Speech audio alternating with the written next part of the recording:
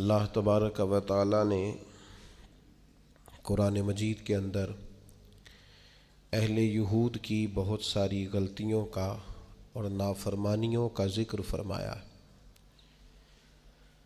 اس ذکر کرنے سے مقصود یہ ہے کہ امت مسلمہ اپنے اندر سے ان غلطیوں، سستیوں اور کمزوریوں کو دور کرے۔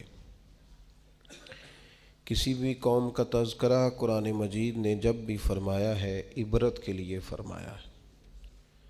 جو قومیں تباہ کر دی گئیں، صفحہ ہستی سے مٹا دی گئیں، کون سے جرائم تھے، کون سی ان کی خطائیں تھیں، کیا سبب بنا جس کی وجہ سے انہیں اتنے سخت قسم کی سزاؤں کا سامنا کرنا پڑا، اور نتیجتاً ان لوگوں کا نام و نشان اور ان کی بستیاں تک صفحہ دہر سے ختم ہو گئیں۔ ہمیں ان چیزوں کو اپنے اندر سے دور کرنا ہے اور اپنے سے ان چیزوں کو ہمیشہ دور ہی رکھنا ہے۔ ایک بہت بڑا مسئلہ بنی اسرائیل کے اندر یہ تھا کہ وہ حق بات نہیں کہتے تھے۔ ہوتا یہ ہے کہ جب انسان حق بات بیان کرتا ہے تو کچھ لوگ اس کے مخالف ہو جاتے ہیں۔ آپ کسی شخص کے ساتھ اتنی دیر تک پوری محبت رکھ پاتے ہیں جب آپ اس کی ہر بات میں اس کی تائید کرتے ہیں۔ جہاں آپ کسی کو روکتے ہیں، منع کرتے ہیں، اظہار حق کرتے ہیں، وہاں وہ شخص مخالفت شروع کر دیتا ہے۔ کبھی بھی ایسا نہیں ہوتا کہ کسی شخص کو آپ نے کسی کام سے روکا ہو اور بڑی جلدی وہ رک گیا ہو، وہ اسے کڑوی گولی محسوس کرتا ہے۔ دو حکم ہیں شریعت اسلامیہ میں مسلمانوں کے لیے، ایک یہ ہے کہ تأمرون بالمعروف، نیکی کا حکم دو، اور ایک یہ ہے کہ وتنہون عن المنکر، برائی سے منع کرو۔ نیکی کا حکم دینا تو آسان کام ہے، خیر کی بات بتانا آسان ہے، لیکن برائی سے روکنا،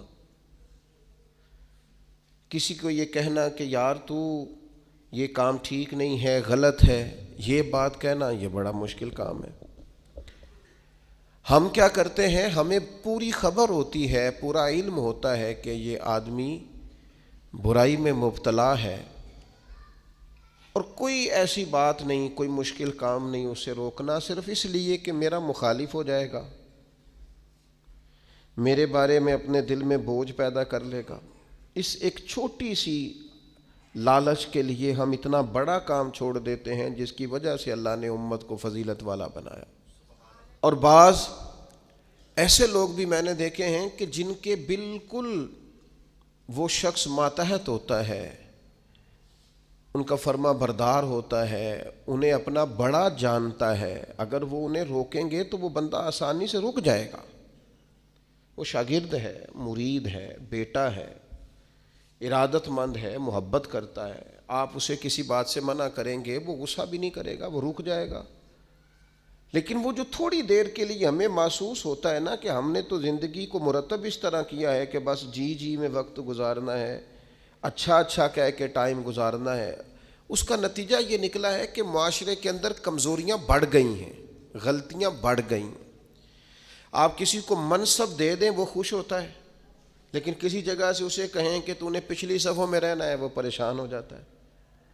خدا کے بندے، جہاں تیرے اندر کمزوری ہے اس کو اگر تو محسوس کرے گا تو تیرے لیے بڑا فائدہ ہو جائے گا اپنی اصلاح کا، تربیت کا۔ جس کو جہاں روک سکتے ہیں اسے وہاں ضرور روکیں۔ آپ کو پتہ ہے ہمارے بچوں میں غلطیاں زیادہ کیوں بڑھ جاتی ہیں؟ جو وقت تھا نا انہیں منع کرنے کا، اس وقت ہم نے انہیں منع نہیں کیا۔ جو ٹائم تھا انہیں ٹوکنے کا، اس وقت ہم نے انہیں ٹوکا نہیں۔ جو وقت تھا انہیں سمجھانے کا، اس وقت ہم نے انہیں سمجھایا نہیں۔ پھر ایسا وقت آتا ہے کہ وہ غلطیاں پک جاتی ہیں، مزاج کے ساتھ منسلک ہو جاتی ہیں۔ پھر ہم چاہتے ہیں کہ بچوں میں وہ تبدیلی آئے، لیکن اس کے ساتھ بڑا ظلم ہوا، وہ بیچارہ پریشان ہو گیا۔ آپ کوئی جملہ غلط پکا لیتے ہیں نا پڑھتے پڑھتے تو وہ پک جاتا ہے، ٹھیک کرانا بھی چاہیں بعد میں تو ایک وقت آتا ہے وہ ٹھیک نہیں ہوتا، لیکن اگر وقت پہ اسے ٹھیک کر دیا جاتا تو وہ ٹھیک رہتا۔ اپنوں کے ساتھ پیار